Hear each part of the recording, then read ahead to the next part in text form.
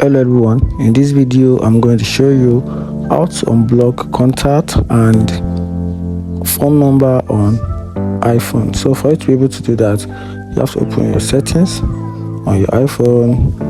In case you are on the older version just like this, then just tap on the messaging app on your phone.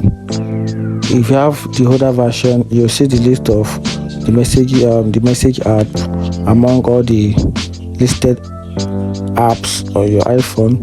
Or if you have it like this, that means you're on the older version, but you don't have it like that, then you should just scroll down to the very down there. You see the list of app down here, then you just tap on it then to bring out the list of app on your phone. So it can work both ways. So right now I'm just going to search for the messaging app on my iPhone. So let's go there, try and look for it. Yeah, okay, this is right here, messages. I'm just going to scroll down a little. I'm going to tap on this option, which is block contact.